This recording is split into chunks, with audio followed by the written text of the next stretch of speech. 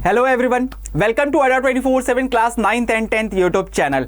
आज हम फटाफट से मैथ्स में टर्म 2 के अंदर आ रहे सभी 7 चैप्टर्स को फटाफट से हम रिवाइज करने वाले हैं उनके सभी फॉर्मूलेस के साथ। तो बिना देरी करे अपने आज के सेशन की सबसे पहले मैं शुरुआत करूंगा। तो सबसे पहले आप पढ़ोगे कौन सा, चैप्टर नंबर 4 जिसका नाम है क्या, क्वाड्रेटिक इक्वेशन।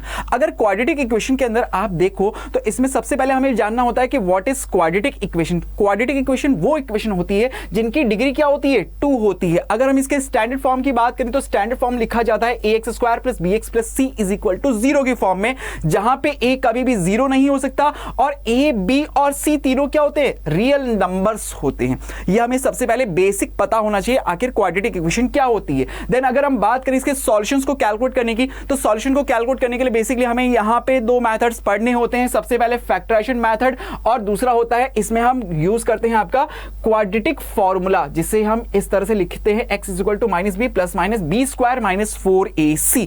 इस फॉर्म में हम लिखे जाते हैं। ठीक है, जो सॉल्यूशन होते हैं क्वाड्रेटिक इक्वेशन के उन्हें ही हम जानते हैं किस नाम से, रूट्स के नाम से। ये भी आप जरा ध्यान रखें, रूट्स के नाम से ही आप जानते हो क्वाड्रेटिक इक्वेशन के सॉल्यूशन को। तो अगर मैं फैक्टराइजेशन मेथड करता हूं तो फैक्टराइजेशन मेथड है क्या, बेसिकली वही मेथड है जिसमें आप मिडिल टर्म को स्प्लिट करते हो। मिडिल टर्म स्प्लिटिंग के जरिए, जैसे यहां पे एक एग्जांपल के लिए मैंने यहां पे लिख भी रखा है एक इक्वेशन कि x² - 3x - 10 = 0। इसके हमने जब मिडिल टर्म को स्प्लिट करते हुए इसके फैक्टर्स कैलकुलेट किए तो इसके जो रूट्स आए इस इक्वेशन के वो क्या क्या गए, 5 और 2। ठीक है, अगर इसी इक्वेशन को मैं सॉल्व करना चाहता क्वाड्रेटिक फॉर्मूले से, क्वाड्रेटिक फॉर्मूला जिसे आप श्रीधराचार्य फॉर्मूला यानी श्रीधराचार्य सूत्र के नाम से भी जानते हो, इस फॉर्मूले की वैल्यू हम कैसे निकालते हैं, x = -b ± √b² - 4ac/2a।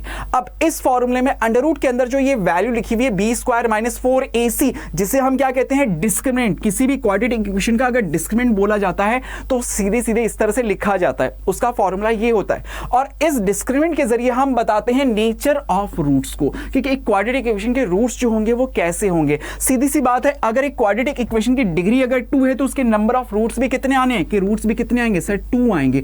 अब वो जो दोनों रूट्स हैं, हो सकता है दोनों डिस्टिंक्ट हो सकता है दोनों इक्वल हो जाएं, या हो सकता है दोनों इमेजिनरी हो। तो उसकी कंडीशन अलग अलग होती है जो हम आइडेंटिफाई कर सकते हैं इसमें डिस्क्रिमिनेंट डी के जरिए। अगर हम b² - 4ac की वैल्यू, अगर यानी कि डिस्क्रिमिनेंट डी की वैल्यू अगर हम कैलकुलेट करते हैं और वो ग्रेटर देन 0 यानी कि कहूं तो ये पॉजिटिव वैल्यू आती है, तो उस केस में इसके रूट्स कैसे होंगे, रियल एंड डिस्टिंक्ट होंगे। वहीं अगर इसकी वैल्यू कैलकुलेट करिए और ये इक्वल टू 0 आ गई तो हम कहेंगे रूट्स रियल तो होंगे लेकिन साथ में इक्वल भी होंगे, दोनों रूट्स आएंगे, दोनों इक्वल वैल्यूज के होंगे। यहां पे अगर b² - 4ac की वैल्यू कैलकुलेट करी और वो अगर लेस देन 0 हो गई तो उस केस में हम कहेंगे नो रियल रूट्स, यानी कि जो दोनों रूट्स होंगे वो कैसे होंगे, इमेजिनरी होंगे। तो इस तरह से ये हमने पूरे क्वाड्रेटिक इक्वेशन के सभी फॉर्मूले रिवाइज कर लिए। अब अगर मैं नेक्स्ट चैप्टर की तरफ आगे प्रोसीड करूं तो नेक्स्ट चैप्टर आता है हमारा कौन सा, चैप्टर नंबर 5, अर्थमेटिक प्रोग्रेशन। सबसे पहले हम ये समझ लेते हैं कि आखिर अर्थमेटिक प्रोग्रेशन होता क्या है। तो अर्थमेटिक प्रोग्रेशन बेसिकली एक ऐसा सीक्वेंस होता है नंबर का जिसमें हम नेक्स्ट नंबर को हमेशा कैसे ऑब्टेन करते हैं, by adding a fixed number in the preceding term except the first term, कि सिर्फ फर्स्ट टर्म को छोड़ के जितनी भी आगे की प्रीसीडिंग टर्म्स है वो हम कैसे कैलकुलेट करते हैं, एक फिक्स्ड नंबर को जोड़ के। और वो जो फिक्स नंबर जो हम इसमें ऐड करते हैं, ऐड करोगे, सब्ट्रैक्ट करोगे, जो भी करोगे, जो फिक्स नंबर है उसे ही हम क्या कहते हैं, कॉमन डिफरेंस कहते हैं। क्लियर। अब अर्थमेटिक प्रोग्रेशन अगर हम इसके स्टैंडर्ड फॉर्म की बात करें तो स्टैंडर्ड फॉर्म लिखा जाता है, फर्स्ट टर्म अगर सपोज हमारे पास a है, कॉमन डिफरेंस अगर +b हम लेके चल रहे हैं तो नेक्स्ट टर्म कैसे आएगी, प्रीसीडिंग टर्म a + d, उसमें d और ऐड कर दिया तो a + 2d, उसमें d और ऐड कर दिया तो a + 3d and so on. इस तरह से आपकी अर्थमेटिक प्रोग्रेशन आइडेंटिफाई हो जाती है। अगर हम इसमें कॉमन डिफरेंस डी कैलकुलेट करना चाहते हैं तो स्टैंडर्ड फॉर्म में हम उसका फॉर्मूला कैसे लिखते हैं, an - 1 इस तरह से हम लिखते हैं। यहां पे बच्चों जनरली कॉमन डिफरेंस हम कैसे निकालते हैं, हमेशा आगे वाली टर्म में से पीछे वाली टर्म को माइनस कर दो तो आपको कॉमन डिफरेंस पता लग सकता है। यहां से इसको माइनस कर दिया, इसमें से इसको माइनस कर दिया तो कॉमन डिफरेंस आपको पता लग सकता है। स्टैंडर्ड फॉर्म में हम उसका फॉर्मूला an - 1 की फॉर्म में रिप्रेजेंट करते हैं। अब अगर कोई एपी है तो उसमें बहुत सारी नंबर ऑफ टर्म्स हो सकती है, तो उस उस एपी के अगर मुझे nth टर्म, कोई भी टर्म अगर कैलकुलेट करनी है, सपोज करता हूं मुझे अगर उसकी nth टर्म कैलकुलेट करनी है, तो उस केस में हम nth टर्म का फॉर्मूला क्या यूज करते हैं, an is equal to a plus n minus 1 into d. ये nth टर्म का फॉर्मूला लिखा जाता है। यहां पे an क्या रिप्रेजेंट कर रहा है, उसकी nth टर्म को, nth term of an AP, AP की nth टर्म को रिप्रेजेंट कर रहा है। ए क्या रिप्रेजेंट करता है, उसकी फर्स्ट टर्म को रिप्रेजेंट कर रहा होता है। एन रिप्रेजेंट करता है नंबर ऑफ टर्म्स को रिप्रेजेंट करता है। और वहीं डी क्या बताता है, कॉमन डिफरेंस को रिप्रेजेंट करता है। तो इस तरह से अगर हमको फर्स्ट टर्म पता है, नंबर ऑफ टर्म्स पता है, कॉमन डिफरेंस पता है, तो हम उसकी nth टर्म कैलकुलेट कर सकते हैं। ये इसका फॉर्मूला हो जाता है। अब इस एपी के अंदर हमारे पास बेसिकली देखो टोटल मिला के 3 फॉर्मूले यूज होते हैं, एक आपका nth टर्म का और उसके बाद सम ऑफ फर्स्ट n टर्म्स के। अब सम ऑफ फर्स्ट n टर्म्स की जब हम बात करते हैं तो इसमें 2 फॉर्मूले यूज होते हैं। पहला formula Sn is equal to n/2 2a plus n minus 1 into d, ये फर्स्ट फॉर्मूला होता है।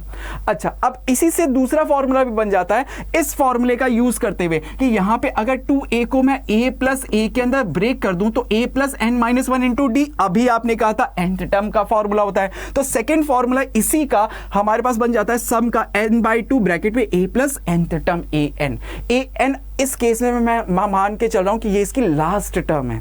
कई बार बुक्स के अंदर आपको nth टर्म लास्ट L की फॉर्म में लिखा हुआ दिखेगा, L रिप्रेजेंट कर रहा होता है लास्ट टर्म को। तो अगर मैं फर्स्ट n टर्म्स का सम कैलकुलेट कर रहा हूं तो nth टर्म जो होगी वही तो मेरी लास्ट टर्म होगी। तो बुक में चाहे L लिखा हुआ हो या n से हम रिप्रेजेंट करें, बात एक ही है। ठीक है, अब इसमें एक फॉर्मूला ये और जो बुक में आपको नहीं मिलता, ये फॉर्मूला भी आपके यूज आता है क्वेश्चंस को सॉल्व करने में। क्या होता है कि जब कभी भी अगर हमें सम दिया हुआ हो फर्स्ट n टर्म्स का और हमसे nth टर्म पूछ ले, आपको ये फॉर्मूला तब यूज करना है कि अगर सपोज आपको Sn यानी कि फर्स्ट n टर्म्स का सम दिया हुआ है और nth टर्म पूछ रहा है, तो उस केस में हम ये वाला फॉर्मूला यूज कर देते हैं, ये वाला फॉर्मूला यूज करते हैं। क्लियर? तो इस तरह से ये अर्थमेटिक प्रोग्रेशन के भी हमने सारे फॉर्मूले देख लिए। नेक्स्ट अगले चैप्टर पे अगर हम बात करें तो नेक्स्ट चैप्टर आता है आपका चैप्टर नंबर 9, जिसका नाम है एप्लीकेशन ऑफ टिक्नोमेट्री। अब टिक्नोमेट्री तो हम ऑलरेडी चैप्टर 8 के अंदर पढ़ते हैं जो टर्म 1 में था। इस बार टर्म 2 के अंदर जो आपका एप्लीकेशन ऑफ टिक्नोमेट्री है, इसमें आप क्या करते हो, टिक्नोमेट्री में जो हमने फंक्शंस पढ़े थे साइन, कॉस, टेन, कॉट, सेक, कॉसेक, अब उनका यूज करते हुए हमें उनका एप्लीकेशन करना है। और बेसिकली एप्लीकेशन होता किसमें, हाइट एंड डिस्टेंस को कैलकुलेट करने में होता है। जैसे एग्जांपल के लिए आप इस इमेज में देखोगे, जैसे कोई लड़की है वो किसी पेड़ से किसी डिस्टेंस पे खड़ी है, तो अगर इसके मन में ये आ गया कि मैं इस पेड़ से कितनी डिस्टेंस पे हूं, कि डिस्टेंस क्या है इन दोनों के बीच की, ये डिस्टेंस अगर उसको कैलकुलेट करनी है, या फिर इस पेड़ की हाइट अगर उसको कैलकुलेट करनी है, तो इन केसेस में हमें क्या कैलकुलेट करना पड़ता है, हम किसका यूज करते हैं, टिक्नोमेट्री का एप्लीकेशन करते हैं, टिक्नोमेट्री का यूज करते हैं। तो वही चीज है यहां पे कि ये डिस्टेंस, ये हाइट और ये जो इसकी लाइन ऑफ साइट बन रही है कि आंखों से जो रेज निकल रही है उसके टॉप को देख रही है, लाइन ऑफ साइट, तीनों मिलके क्या बना रहे हैं, एक राइट एंगल ट्रायंगल। और जहां कहीं पे भी राइट एंगल ट्रायंगल आता है वहां टिक्नोमेट्री यूज हो जाती है। तो वही चीज यहां पे हम यूज करते हैं कि अगर हमें सपोज हाइट कैलकुलेट करनी है, हमें लाइन ऑफ साइट ये वैल्यू दी हुई है, तो हाइट ये यहां से एक्यूट एंगल के रेस्पेक्ट में ये परपेंडिकुलर हो जाएगा, हाइपोटेनस गिवन है, तो परपेंडिकुलर और हाइपोटेनस में हम देखेंगे रिलेशन कौन यूज करता है, साइन का यूज होता है, तो हम यहाँ पे साइन लगा के इसकी वैल्यू कैलकुलेट कर सकते हैं। सपोज हमें डिस्टेंस दी हुई है, हाइट कैलकुलेट करनी है, तो परपेंडिकुलर और बेस में रिलेशन कौन शो करेगा, tan शो करेगा। तो इस तरह से हम टिक्नोमेट्री का एप्लीकेशन करते हुए इन क्वेश्चंस को सॉल्व करते हैं। यहाँ पे बेसिकली हम यही सीखते हैं। ठीक है, अब इसमें 2 चीजें और आती है, 2 डेफिनेशंस आप और पढ़ते हो, एंगल ऑफ एलिवेशन और एंगल ऑफ डिप्रेशन की।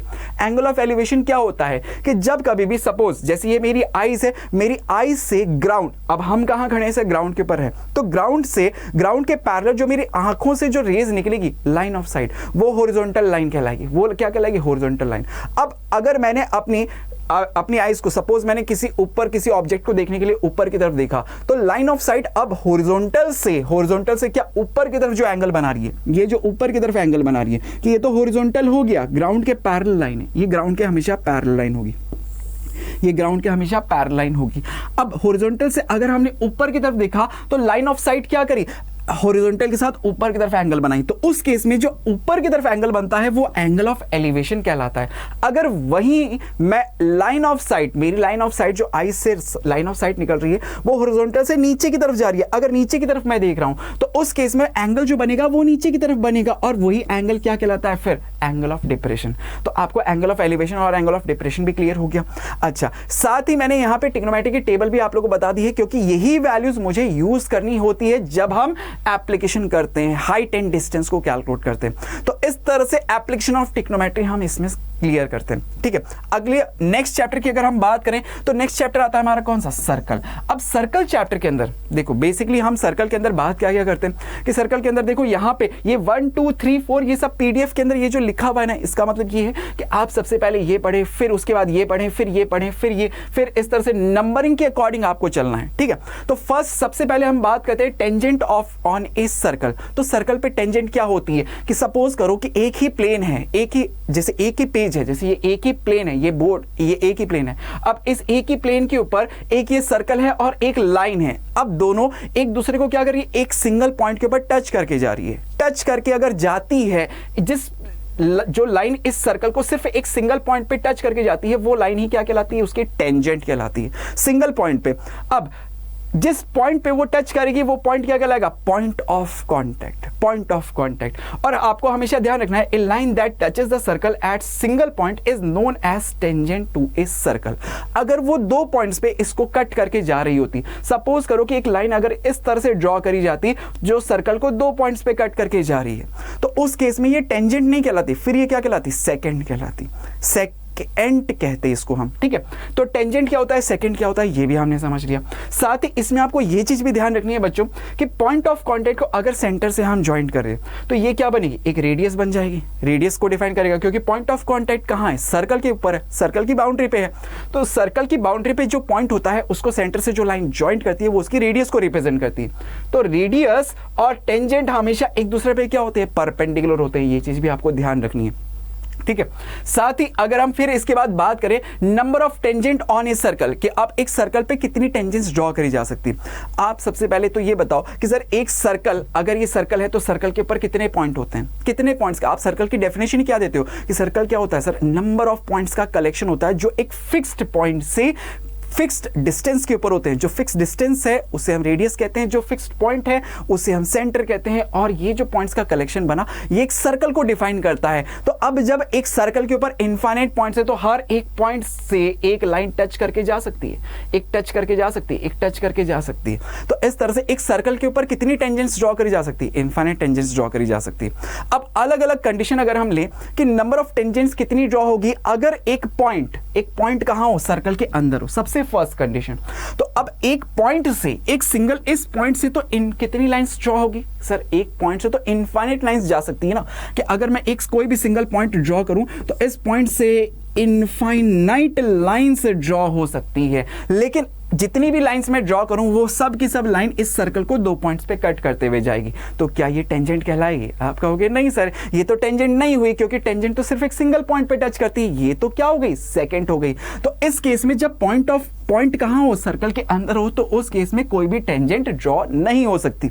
अब इस पॉइंट को अगर मैंने खिसका के सपोज इसकी बाउंड्री पे रख दिया, कि सपोज यहां इस बाउंड्री पे हमने रख दिया, ये बाउंड्री के ऊपर, तो बाउंड्री पे जो पॉइंट है इससे इनफाइनाइट लाइंस जा सकती है, लेकिन उन इनफाइनाइट में से सिर्फ एक ही सिंगल लाइन ऐसी होगी जो इसको टच करके जा रही होगी। तो इस केस के अंदर जब पॉइंट कहां उस सर्कल की बाउंड्री के ऊपर हो तो उस केस में सिर्फ कितनी टेंजेंट ड्रॉ हो सकती है? Only one tangent. क्लियर? अच्छा, अब इस पॉइंट को खिसका के और थोड़ा बाहर ले लिया, कि पहले अंदर था फिर बाउंड्री पे लिया और अब और बाहर कर दिया। बाहर कर दिया मतलब ये सर्कल के बाहर हो गया, एक्सटर्नल केस, एक्सटर्नल पॉइंट हो गया।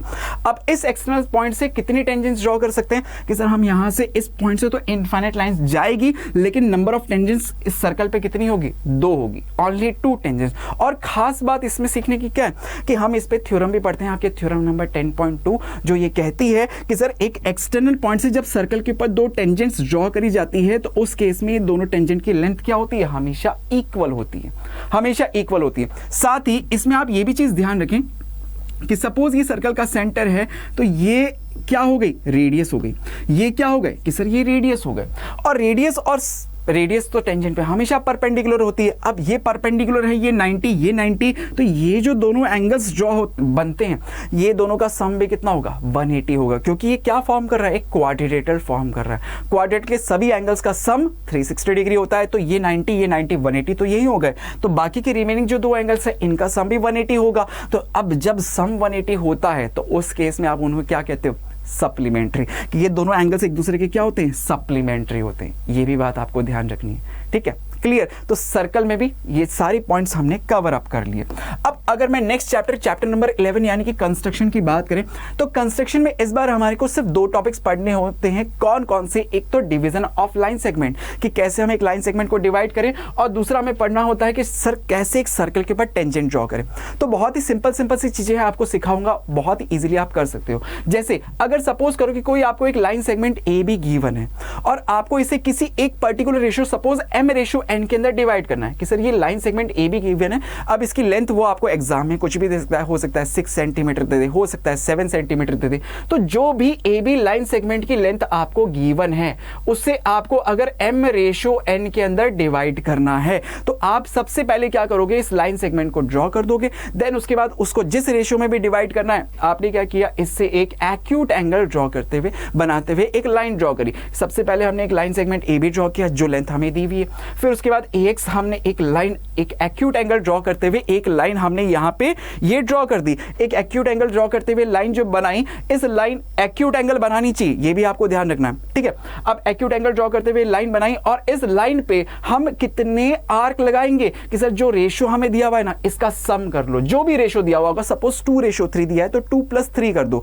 एम रेशियो एन दिया हुआ है तो m+n मैं कर लूंगा, जितनी भी वैल्यू आएगी उतने इक्वल आर्क हम इस पे लगा देते हैं। फिर उसके बाद जो सबसे लास्ट वाला आर्क होता है, उसको लास्ट वाले पॉइंट से ज्वाइंट कर दो, और जो सबसे फर्स्ट वाला रेशियो है उस वाले, जैसे m पॉइंट है, तो सपोज यहां पे सपोज m की वैल्यू अगर 3 होती, कि सपोज करो कि आपको इसे 3:2 में डिवाइड करना होता, तो आप क्या करते, इसे 3+2 करते, यानी कि वो इक्वल होता किसके, 5 के। तो आप इसके कितने 5 सेगमेंट्स बना देते। लास्ट 5 वाले पॉइंट को, लास्ट पॉइंट को मैंने लास्ट पॉइंट से इससे कनेक्ट कर दिया, और थर्ड देखो, फर्स्ट रेशियो क्या था, 3 था, तो थर्ड वाले पॉइंट को पकड़ा, और इस पॉइंट से इस लाइन के, ये जो लाइन हमने बनाई ना, इस लाइन के पैरेलल एक लाइन हम ड्रॉ कर देंगे। तो जैसे ये पैरेलल लाइन आपने बनाई, ये जिस पॉइंट पे इस लाइन सेगमेंट ए बी को कट करेगी, वो इस लाइन सेगमेंट ए बी को उसी रेशियो में डिवाइड कर रहा होगा, एम रेशियो एन के अंदर डिवाइड कर रहा होगा। इस तरह से हम कोई भी लाइन सेगमेंट अगर हमें गिवन है, किसी भी लेंथ का गिवन है, किसी भी रेशियो में उसको डिवाइड करना हम इजीली कर सकते हैं, ठीक है। देन उसके बाद हमें कंस्ट्रक्ट करना होता है सर्कल पे टेंजेंट। तो सर्कल पे कभी भी टेंजेंट अगर हमको ड्रॉ करना है, बहुत ही इजी है। सबसे पहले आपको ये दिया हुआ होगा कि क्वेश्चन के अंदर सपोज किसी भी रेडियस का एक सर्कल है, तो आप सबसे पहले एक सर्कल ड्रॉ कर लो। एक सर्कल सपोज आपने बनाया, ठीक है। अब आपको उसका सेंटर पता लग गया, आपको बोलेगा कि अगर ये सर्कल के एक्सटर्नल में सेंटर से किसी पर्टिकुलर डिस्टेंस पे, सपोज आपको कह दिया 10 सेंटीमीटर के डिस्टेंस पे कि कोई एक पॉइंट है जहां से मुझे इस सर्कल के ऊपर 2 टेंजेंट ड्रॉ करनी है। क्वेश्चन समझ में आया? तो हम क्या करेंगे, ये सर्कल लिया, सर्कल का सेंटर मुझे पता है, इस सेंटर से 10 सेंटीमीटर की डिस्टेंस पे ये एक पॉइंट ले लिया हमने। 10 सेंटीमीटर डिस्टेंस पे मैंने स्केल की हेल्प से ये पॉइंट ले लिया। अब इस सेंटर वाले पॉइंट को हमें क्या करना है, इस सेंटर से ज्वाइंट कर देना। जो लाइन सेगमेंट बना, अब ये जो लाइन सेगमेंट बना, इस लाइन सेगमेंट का हमेशा हमें क्या करना है, इसका परपेंडिकुलर बाइसेक्टर ड्रॉ कर देना। जैसे ही आपने इसका परपेंडिकुलर बाइसेक्टर ड्रॉ किया, तो ये एक पॉइंट के ऊपर इसको कट करके जा रहा होगा, इस लाइन सेगमेंट को कट करेगा। ये पॉइंट इस लाइन सेगमेंट का मिड पॉइंट भी है, और साथ में ये लाइन इस पे परपेंडिकुलर भी है। इतना क्लियर? अब इसे एज ए सेंटर लेते हुए, ये पॉइंट जो आया ये इस लाइन सेगमेंट का मिड पॉइंट है, तो इससे एज ए सेंटर लेते हुए और इसे एज ए रेडियस लेते हुए मैंने एक और सर्कल बनाया। एक और, ये ग्रीन कलर का आप देख रहे हो, एक और सर्कल हमने कंस्ट्रक्ट किया। इस सर्कल ने ओरिजिनल वाले सर्कल को 2 पॉइंट पे काट दिया। जिन पॉइंटों पे काटा वो पॉइंट हमारे पॉइंट ऑफ कॉन्टैक्ट थे, तो इस एक्सटर्नल पॉइंट से हमें बस क्या करना है, इन पॉइंट ऑफ कॉन्टैक्ट को ज्वाइंट करना है और हमारा सर्कल कंस्ट्रक्ट। इतना ईजी है, इतना ईजी। अलग अलग सिनेरियोस देता रहेगा कि आपको एक रेडियस दे, एक रेडियस का सर्कल दे देगा, बोलेगा इसके कॉन्सेंट्रिक दूसरा सर्कल है, उस कॉन्सेंट्रिक सर्कल की बाउंड्री से कोई एक बाउंड्री पे कोई पॉइंट है, वहां से आप उसको ड्रॉ करो। तो अब मान लो कि अगर ये आपको सपोज 2 सेंटीमीटर रेडियस का एक सर्कल आपको पहले बोला गया, फिर बोला गया कि 10 सेंटीमीटर रेडियस का दूसरा इसका कॉन्सेंट्रिक सर्कल है, तो आप यही पॉइंट कहां होता, दूसरे एक सर्कल के ऊपर होता जिसकी रेडियस कितनी होती, सपोज 10 सेंटीमीटर की होती। सोच के देखो, पॉइंट तो वही है, एक्सटर्नल पॉइंट तो आपको मिल गया, आपको बस उस एक्सटर्नल पॉइंट को सेंटर से ज्वाइन करना है, उसका परपेंडिकुलर बाइसेक्टर ड्रॉ करना है। जैसे परपेंडिकुलर बाइसेक्टर आया, जो मिड पॉइंट मिला उसको एज ए सेंटर, इसे एज ए रेडियस लेते हुए एक फिर से सर्कल बना दो कि पॉइंट ऑफ कांटेक्ट मिल गए, एक्सटर्नल पॉइंट से ज्वाइन कर दो, आपके पास टेंजेंट तैयार। तो इन सब चीजों को ध्यान में रखते हुए आप इजीली कंस्ट्रक्शन कर सकते हो, हम फटाफट से इन सब चीजों को रिवाइज कर सकते हैं, ठीक है। अच्छा, अब अगर नेक्स्ट चैप्टर में बात करूं तो chapter number 13 surface area and volume के अंदर, सरफेस एरिया एंड वॉल्यूम के अंदर क्लास 10th में आप पढ़ते हो कि कॉम्बिनेशन ऑफ सॉलिड्स का, कि हम डिफरेंट जो सॉलिड्स हम क्लास 9th में पढ़ के आते हैं, जैसे क्यूब, क्यूबॉइड, सिलेंडर, कोन, स्फीयर, हेमीस्फीयर, इन सभी का अब हम क्या करते हैं, कॉम्बिनेशंस बनाते हैं। जैसे यहाँ पे आपके सामने एक कॉम्बिनेशन है जिसमें एक सिलेंडर है, मिडिल वाला पोर्शन, इसके ऊपर एक कोन रख दिया, फिट कर दिया, और इसके नीचे बॉटम में एक हेमीस्फीयर को फिट कर दिया। तो इस तरह से 3 सॉलिड्स का कॉम्बिनेशन बन गया, कॉम्बिनेशन। अब अगर आपको इस सॉलिड का सरफेस एरिया कैलकुलेट करने के लिए बोलता है, तो सरफेस एरिया का मतलब क्या होता है कि मैं अब जो ये नया सॉलिड बना, मैं इसके जिस पोर्शन को टच कर सकता हूं वो सरफेस का एरिया ही इस सॉलिड का क्या कहलाएगा, टोटल सरफेस एरिया। यानी कि कहें, अगर मैं इसी सॉलिड की बात करूं तो इस सॉलिड में ऊपर वाला जो कोन है, इस कोन के कौन से पोर्शन को आप टच कर पा रहे हो, किसके कर्व पार्ट को या टोटल पार्ट को। आप कहोगे सर टोटल पार्ट तो छुप गया ना, इसके ऊपर रख दिया, ढक गया, तो उसको तो मैं टच नहीं कर सकता, ओनली कर्व पोर्शन को टच कर पा रहा हूं, तो इस कोन का कौन सा पार्ट आएगा, कर्व सरफेस एरिया। वहीं सिलेंडर का कौन सा पोर्शन टच कर पा रहे हो, कि ओनली कर्व या टोटल सरफेस एरिया। आप कहोगे सर सिर्फ कर्व सरफेस एरिया टच कर सकता हूं, तो इसका कर्व सरफेस एरिया कैलकुलेट कर लिया। और हेमीस्फीयर का कौन सा एरिया आप टच कर पा रहे हो, ओनली इसका भी कर्व सरफेस एरिया। तो अगर मैंने इन सब के कर्व सरफेस एरिया को ऐड कर दिया, तो ये पूरे जो कॉम्बिनेशन ऑफ सॉलिड बना ना, इसका टोटल सरफेस एरिया मैं बता दूंगा। क्लियर। अब इन सब को जब हम कैलकुलेट करते हैं डिफरेंट सॉलिड्स के कॉम्बिनेशंस को, तो उसमें हमारे ये फॉर्मूलेज यूज होते हैं जो हम ऑलरेडी क्लास 9th में लर्न करके आते हैं। क्यूबॉइड का वॉल्यूम क्या होता है, surface area, total surface area, curve surface area, इन फॉर्मूलेज को आप यूज करते हो, ठीक है। अब ये तो सरफेस एरिया की बात करी, अगर बात करूं सॉलिड की, इस कॉम्बिनेशन सॉलिड के वॉल्यूम की, तो वॉल्यूम कैसे निकालते हैं। वॉल्यूम का मतलब क्या होता है कि सपोज इस सॉलिड के अंदर कितनी एयर है, अगर मैं आपसे पूछता तो आप क्या करते कि सर पहले इस वॉल्यूम, ऊपर वाला पोर्शन जो कोनिकल पोर्शन है इसका वॉल्यूम निकालता, सिलेंड्रिकल पोर्शन है उसका वॉल्यूम निकालता, इस हेमिस्फीयर नीचे वाला पोर्शन है उसका वॉल्यूम निकालता, तीनों के वॉल्यूम को ऐड कर दूं तो नया जो सॉलिड बना है उसका वॉल्यूम कैलकुलेट हो जाता है। कितना ईजी। तो इस तरह से हम कैलकुलेट करते हैं। अच्छा, इसमें साथ साथ हमें यह भी चीज एक ध्यान में रखनी है जो आप पढ़ते हो, कन्वर्जन ऑफ सॉलिड, कि जब कभी भी एक सॉलिड को एक शेप से दूसरे शेप के अंदर हम कन्वर्ट करते हैं, जैसे यहां पे आप देख रहे हो कि एक स्फीयर को अगर हमने कन्वर्ट किया एक सिलेंडर के अंदर, तो हमेशा उनका वॉल्यूम क्या रहता है, सेम रहता है। यह आपको ध्यान रखना है कि कन्वर्जन ऑफ सॉलिड में बस आपको क्या करना है कि एक शेप से अगर दूसरे शेप में कन्वर्ट हुआ है तो हमेशा वॉल्यूम उसका सेम रहेगा। बस इतना सा लॉजिक है, आपके सामने सारे फॉर्मूले हैं, आप इजीली इन सबको लर्न कर सकते हो। क्लियर। अच्छा, अब लास्ट और फाइनल चैप्टर की अगर हम बात करें तो लास्ट चैप्टर आता है हमारा कौन सा, स्टैटिस्टिक्स। स्टैटिस्टिक्स की बात कभी भी आ जाती है तो मीन, मोड, मीडियन, 3 चीजें होती है। मीन अगर हमें कैलकुलेट करना है, हम स्टैटिस्टिक्स यहां पे पढ़ते हैं ग्रुप ऑफ डेटा के लिए, तो ग्रुप ऑफ डेटा का मीन अगर कैलकुलेट करने की बात होती है तो 3 मेथड्स आते हैं, direct method, assumed method, step deviation method. अब स्टेप डेविएशन मेथड तो आपको पढ़ना नहीं है क्योंकि इस बार आपके सिलेबस में से हटा हुआ है, तो आपको पढ़ना है कौन कौन सा, डायरेक्ट मेथड और एज्यूमेंट मेथड। अगर डायरेक्ट मेथड की बात करें तो X bar is equal to X bar से हम रिप्रेजेंट करते हैं मीन को, और इसका फॉर्मूला लिखते हैं sigma x I into F I upon sigma F I. ये सिग्मा क्या रिप्रेजेंट कर रहा है, सिग्मा रिप्रेजेंट करता है कि सर एक्स आई की जो वैल्यूज है उनको एफ आई की वैल्यू से सबसे पहले आप क्या करो, मल्टीप्लाई करो। मल्टीप्लाई करने के बाद एक्स आई एफ आई की जितनी भी वैल्यूज आई है टेबल में उन सबको ऐड कर दो, उन सबको ऐड कर दो। ये सिग्मा सिंबल जिस किसी भी के आगे लिखा हुआ है ना, इसका मतलब ही यही है कि वो उन सब की वैल्यूज को ऐड कर रहा है। जैसे सिग्मा एफ आई का मतलब हो गया एफ आई यानी फ्रीक्वेंसी की जितनी भी वैल्यूज है उन सभी को ऐड कर दो। तो ये अगर दोनों वैल्यूज कैलकुलेट करके इनको डिवाइड कर दे तो हमारे पास डायरेक्ट मेथड के थ्रू मीन कैलकुलेट हो जाता है।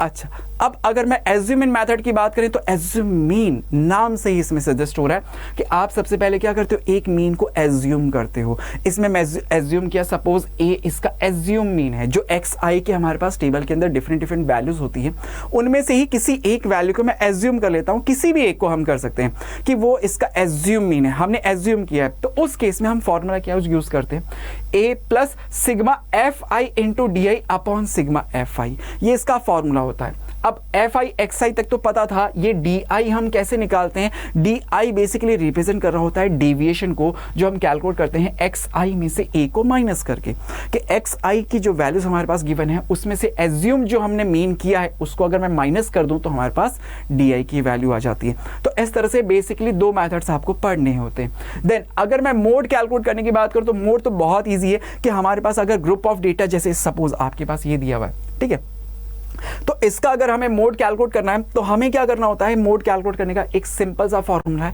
L plus sigma L plus F1 minus F0 upon, अब जो ऊपर वैल्यू लिखी ना सेम वही वैल्यू नीचे लिखनी है, बस इस F1 के आगे 2 लगा दो, तो 2F1 माइनस F0 हो गया। अब F2 बचा हुआ था तो उसको पीछे लिख दिया माइनस F2 इंटू H। अब अगर मुझे इस फॉर्मूले में ये जो जितनी भी वैल्यूज आपने लिखी है ना, जो भी वेरिएबल्स की फॉर्म में लिख रहे हो, अगर इनकी वैल्यू पता लग जाए तो ये वैल्यूज पुट करके इजीली मोड कैलकुलेट कर सकते हो।